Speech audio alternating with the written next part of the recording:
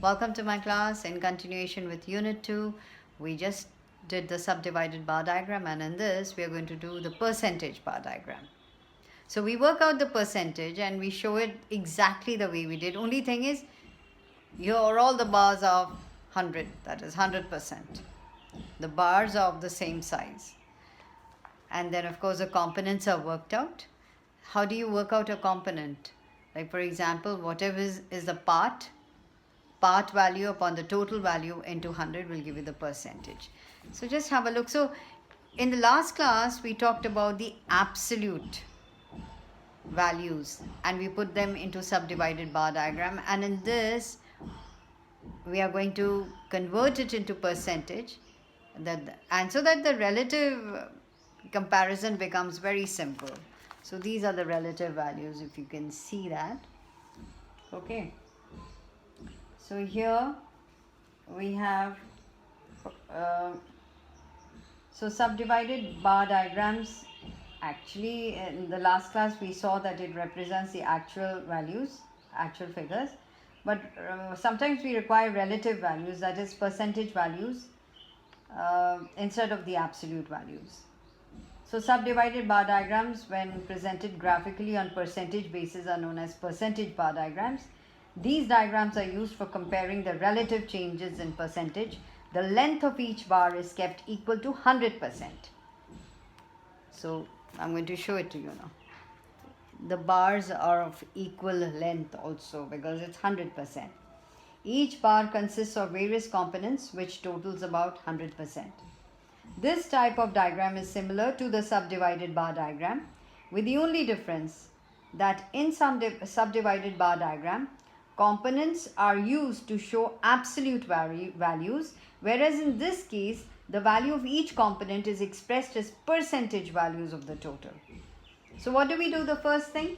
Let's firstly the total value of the variable is assumed to be 100%. So we make those bars equal to 100. Secondly, all these percentages are added to become 100. So we accumulate them, and then at the end various segments are cut according to their percentage value. So if you look at this is how, so this is how it works out. So just like okay, I want you to see this. How do you take the part? Suppose the part is food, part is 6,000 upon the total spent by family is 15,000 into 100. So what do you get? 40%.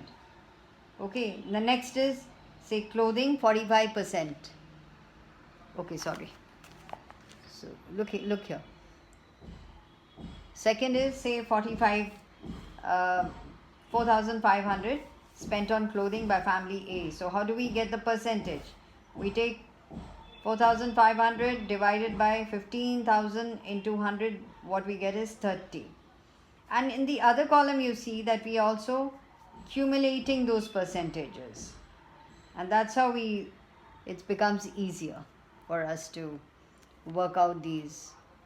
All right, so again, house rent we saw 3,000.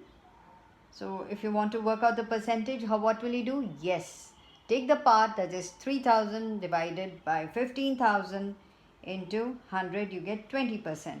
And if you, in the next column you see, if you accumulate 70 plus 20 is 90, so 90%. And the miscellaneous other expenditure comes to 1,500, 1,500. So 1,500 divided by 15,000 into 100 gives you 10%. So the cumulative percentage comes out to be 100. So also with family B. So this is how we work out, and then we go on to make these. So we make the diagram. First of all, the scale is say 1 centimeter is equal to, monthly expenditure. You got to write the monthly expenditure of two families in percentage. Then give the scale. Write the scale as 1 centimeter is equal to 10%. Then you write down, let's make the key. We made the key as food, then house rent, and all of that. food, clothing, house rent, and other expenditure. I've just taken it according to the table. And food, again, it's the reddish one that I've done. Then how much percent? 40% for family A, 50% for family B. So clothing is how much? Clothing I've shown in green. So what is in clothing? Clothing is how much? How much percentage of the total expenditure? 30% for family A and 25% for family B. So while you're accumulating that, you get, say for example, here for family B it's 50 plus 25 is 75. Okay, now house rent for family B says 1500 upon 10,000 into 100 is 15%. So you write it down as, we put it, shaded it as yellow. And if you accumulate 75 plus 15, it's 90, and all of that. Is that right? So this is how you will present the data into percentage bar diagrams. They're very interesting, and you get your full marks based on this. And one more thing, when you study these, when you make these subdivided bar diagrams, it's very easy, especially percentage, it's very easy to make a comparison between, say, suppose subjects. Let's take your subjects. If you just want to convert it into percentage wise, generally it's on 100 anyways. So you can understand, you will know that which unit you got how much in which subject, and you can make a comparison, and based on that you can study more or study less for a subject, pay more attention, maybe take a tuition, or maybe go to the teacher, and all of that.